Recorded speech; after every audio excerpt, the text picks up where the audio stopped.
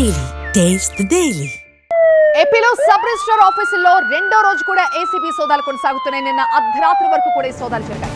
మొత్తం 12 కార్యాలయాల్లో అక్రమాలు జరిగినట్టుగా గుర్తించారు. రిజిస్ట్రేషన్ల ప్రక్రియలో భారీగా అక్రమాలు గుర్తించింది ఏసీబీ.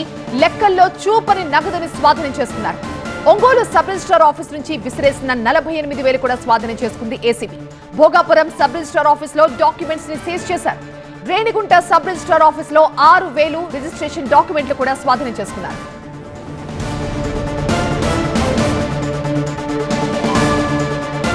మా ప్రతినిధి వసంత్ దీనిపై మరింత సమాచారం ఇస్తారు. వసంత్, ఈ స్థాయిలో రిజిస్ట్రార్ ఆఫీసులు అవినీతికి కేర్ ఆఫ్ అడ్రస్ గా మారిపోయాయి. ప్రభుత్వం వీళ్ళపై ఎలాంటి యాక్షన్ తీసుకోబోతోంది? ప్రస్తుతం ఏసీబీ అధికారుల తనిఖీలు విస్తుపోయే వాస్తవాలు వెలుగులోకి వచ్చాయి. ఈ వ్యవహారాలపైన ఏసీబీ ప్రభుత్వానికి కూడా నివేదిక సమర్పించబోతోంది.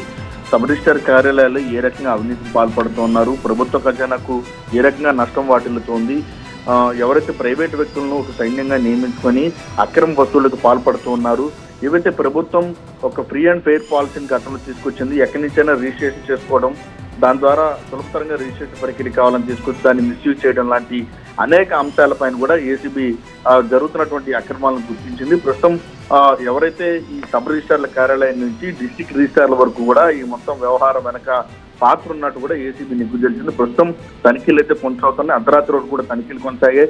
వాస్తవానికి సబ్ రిజిస్ట్రార్ కార్యాలయంలో ఉన్నటువంటి ఉద్యోగుల జేబుల్లో వేల కొద్ది డబ్బులు మూలుగుతుండటం, మొత్తం ఏసీబీ అధికారుల తనిఖీల్లో అవి మొత్తం బయటికి విసిరేయడం, వెనుక అక్రమంగా వసూలుకు పాల్పడటం గుర్తించారు. ప్రస్తుతం ప్రైవేట్ వ్యక్తుల కనుసనలో ప్రైవేట్ డాక్యుమెంట్ రైటర్లను సబ్ రిజిస్ట్రార్ కార్యాలయాల్లో మొత్తం ఏలుతున్నట్టుగా గుర్తించి వారిని అదుపులో తీసుకున్నారు. వాళ్ళ ఫోన్లను కూడా నిన్న స్వాధీనం చేసుకున్నారు. ప్రస్తుతం విచారణ జరుగుతుంది. అర్ధరాత్రి వరకు కూడా తనిఖీలు కొనసాగాయి. ఈ రోజు కూడా మరికొన్ని సబ్ రిజిస్ట్రార్ కార్యాలయాల్లో అయితే తనిఖీలు జరగబోతోంది. రైట్ వసంత్.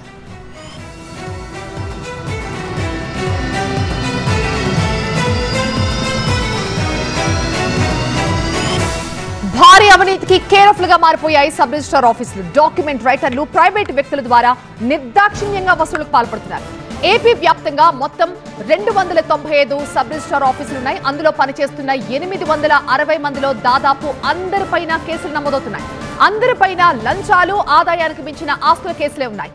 రేణిగుంటలో అత్యధికంగా నెలకి ₹1,00,00,000 లంచాలు తీసుకుంటున్నారు. ఇదే స్థాయిలో మరికొన్ని కార్యాలయాల్లో కూడా వసూళ్లకు పాల్పడుతున్నారు సిబ్బంది. లంచం డబ్బులో కింది నుంచి పై స్థాయి వరకు అందరికీ వాటాలు వెళ్తున్నాయి. ఎన్ని సంస్కరణలు తెచ్చినా మరో కొత్త రూపంలో ఈ వసూళ్ల దందా మొదలైపోతోంది.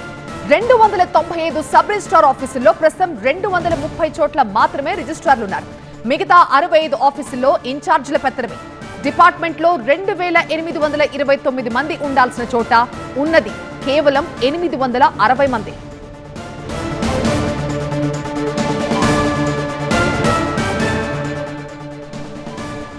మా ప్రతినిధి వసంత్ మరింత సమాచారం అందిస్తారు. వసంత్, ఈ మిగిలిన ఆఫీసుల్లో ఇన్ఛార్జీల పెత్తనాలు ఎన్నాళ్ళుగా కొనసాగుతున్నాయి? అండ్ డిపార్ట్మెంట్ లో వేల సంఖ్యలో ఉండాల్సిన సిబ్బంది వందల్లో ఉండడం ఏంటి? సో ఇదే ప్రస్తుతం వారికి అనుకూలంగా మారిందని చెప్పాల్సి ఉంటుంది. వాస్తవానికి సిబ్బందికి సంబంధించినటువంటి పర్యవేక్షణ లేకపోవడం, క్షేత్రస్థాయిలో అవసరాలు తగ్గట్టుగా సిబ్బంది నియామకాలు జరగకపోవడం కూడా ప్రస్తుతం ఇన్ఛార్జ్ సబ్ రిజిస్ట్రార్లు మొత్తం కూడా ఈ వ్యవహారాన్ని తెరవనకుండా నడిపిస్తూ ఉన్నారు.